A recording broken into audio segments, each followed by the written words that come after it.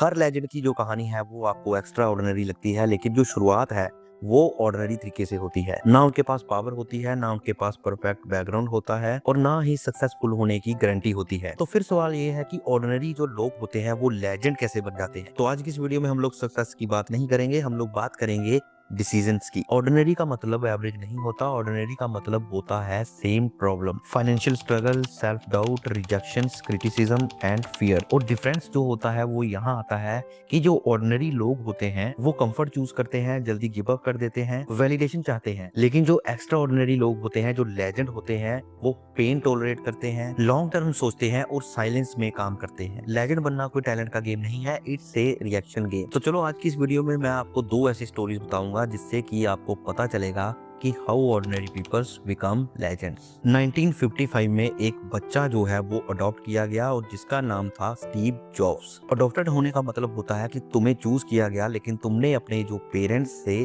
वो चूज नहीं किए। उनके जो बायोलॉजिकल पेरेंट्स थे, इन्होंने एक शर्त रखी इनके पेरेंट्स के सामने कि ये जो लड़का है ये कॉलेज जरूर जाएगा। उनके जो पेरेंट्स थे जिन्होंने उनको अडॉप्ट किया था, उन्होंने उनके जो बायोलॉजिकल पेरेंट्स थे उनकी ये शर्त मानी और उनको कॉलेज भेजा। लेकिन कॉलेज जाने के 6 महीने के बाद में ही जो स्टीव जॉब्स हैं, इन्होंने कॉलेज छोड़ दिया। लोगों ने स्टीव जॉब्स को डायरेक्शनलेस, इररिस्पॉन्सिबल और यहाँ तक भी कह दिया कि इसका जो फ्यूचर है वो खराब हो चुका है। और यहाँ पे पहला डिफरेंस जो है वो आता है कि ऑर्डिनरी जो पीपल्स होते हैं वो लोग सेफ पाथ को चूज करते हैं, लेकिन जो स्टीव जॉब्स थे वो क्यूरियोसिटी को फॉलो करते थे। He attended calligraphy classes, typography सीखी, लेकिन उस वक्त ये सब चीजें थी वो यूजलेस लग रही थी। पर इसके बाद में मैक कंप्यूटर के जो फाउंडर्स थे, इन्होंने इंडस्ट्री चेंज कर दी। Nothing is useless if you are paying attention. 1976 एक गैराज और दो दोस्त, एक का नाम था स्टीव जॉब्स और दूसरे का नाम था स्टीव वोजनियाक, इन दोनों ने मिलकर एप्पल कंपनी स्टार्ट की, और वो भी एक गैराज में। उन्होंने सिर्फ एक कंप्यूटर नहीं बनाया, उन्होंने प्रोडक्ट को ब्यूटीफुल बनाया। और ये डिफरेंस होता है एक ऑर्डिनरी और एक लेजेंड पर्सन में। ऑर्डिनरी लोग जो होते हैं वो सिर्फ फंक्शंस पर काम करते हैं, लेकिन जो स्टीव जॉब्स जैसे लोग होते हैं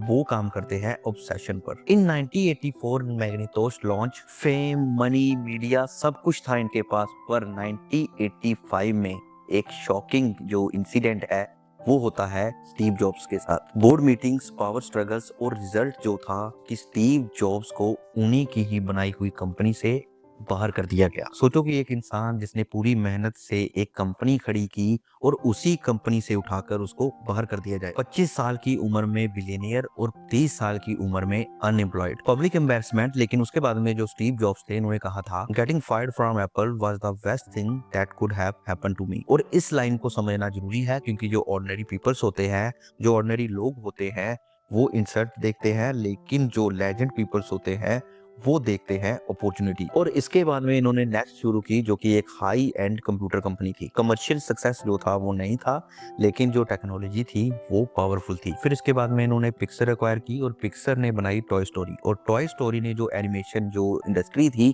इसे चेंज कर दिया। तो अगर आप लोग चीजों को ध्यान से देखो तो ये सिर्फ 12 साल का एक साइलेंट फेज था। नो हाइप, नो स्पॉटलाइट, बस काम। और ये जो स्टेज है ये सबसे इंपॉर्टेंट है, क्योंकि जो लेजेंड होते हैं वो स्पॉटलाइट में कम आते हैं, वो सिर्फ डार्कनेस में शार्पन होते हैं। फिर आता है ईयर 1997। तो जो एप्पल था वो स्ट्रगल कर रहा था, और इसके बाद में एप्पल ने स्टीव जॉब्स को वापस बुलाया। लेकिन इस बार जो स्टीव आया था वो अलग था। वो काम रहता था, फोकस्ड रहता था, और उसके जो विजन्स थे वो एकदम क्लियर थे। उन्होंने प्रोडक्ट लाइन जो थी उसे सिंप्लीफाई किया। आईमैक, आईपॉड, आईट्यून्स, 2007 में आईफोन, और जो वर्ल्ड था टेक्नोलॉजी का वो चेंज कर दिया। तो दोस्तों ये थी पहली एग्जांपल जो थी स्टीव जॉब्स की।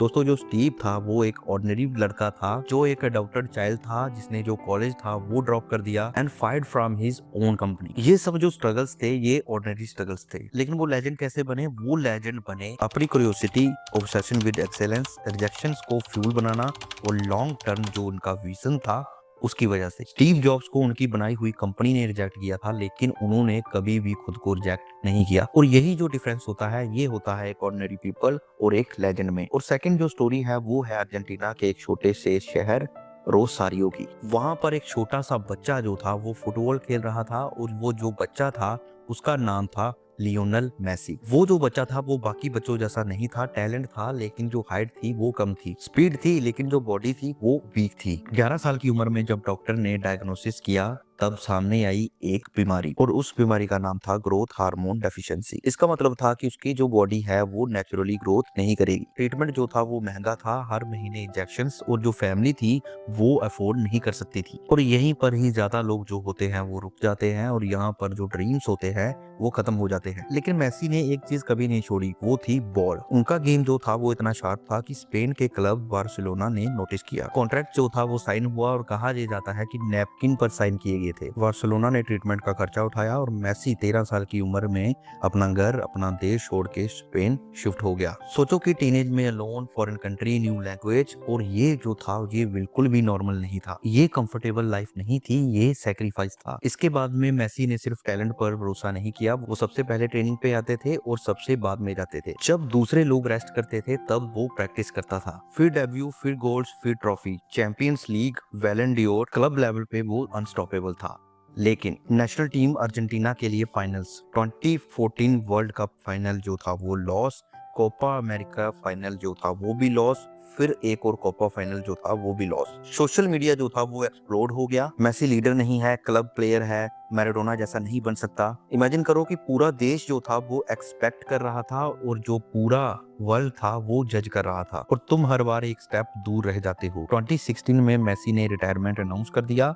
ये ब्रेकिंग पॉइंट था। यही नॉर्मल जो लोग होते हैं वो परमानेंटली क्विट कर देते हैं। लेकिन कुछ महीनों के बाद में मेसी जो थे वो वापिस आए, क्योंकि उनका ड्रीम जो था वो ट्रॉफी नहीं था, उनका ड्रीम था finish what he started. Years तक उन्होंने साइलेंट काम किया, सेम डिसिप्लिन, सेम हंगर, और फिर 2022 में कतर वर्ल्ड कप। प्रेशर फिर सेम था, क्रिटिक्स फिर रेडी थे, लेकिन इस बार जो मेसी था वो अलग था। Leadership, consistency, calmness, final France के अगेंस्ट, और इसके बाद में फाइनली जो वर्ल्ड कप था वो मेसी के हाथ में था। और इसी वजह से एक ऑर्डिनरी बच्चा जो था वो लेजेंड बन गया। मेसी को लेजेंड बनाया फिजिकल लिमिटेशंस के बाद में भी ट्रेनिंग करना, ईयर्स ऑफ क्रिटिसिज्म टॉलरेट करना, इमोशनल फेलियर के बाद कमबैक करना, और लॉन्ग टर्म कंसिस्टेंसी जो थी उसे बनाए रखना। His body had limits but his consistency did not. Ordinary लोग फेलियर को आइडेंटिटी बना लेते हैं, लेकिन मेसी ने फेलियर को बनाया चैप्टर। डिफरेंस ये नहीं था कि वो कभी हारे नहीं, डिफरेंस ये था कि वो कभी रुके नहीं। याद रखिए दोस्तों कि लेजेंड वो नहीं जो कभी गिरता नहीं, लेजेंड वो है जो गिरने के बाद सेम ड्रीम लेकर खड़ा होता है। अगर मेसी 2016 में परमानेंटली रिटायरमेंट जो थे वो ले लेते, तब जो उनकी कहानी थी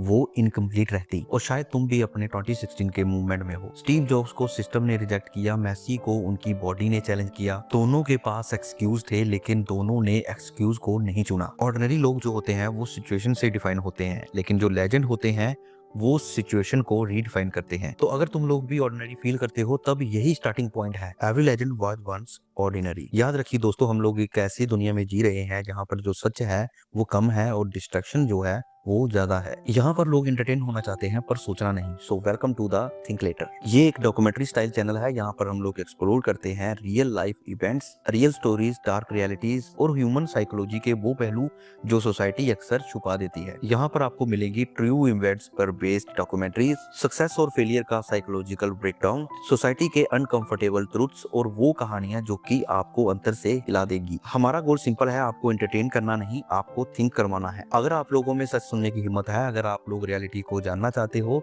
तो एक बार हमारे चैनल थिंक लेटर को सब्सक्राइब जरूर कीजिए। तो अगर आज की ये जो वीडियो है आपको अच्छी लगी हो तो इस वीडियो को लाइक कीजिए, चैनल को सब्सक्राइब कीजिए और इस वीडियो को आगे शेयर जरूर कीजिए। तो आज की वीडियो में सिर्फ इतना ही, फिर मिलेंगे किसी अगली वीडियो में किसी नए सच के साथ। तब तक के लिए गुड बाय एंड जय हिंद।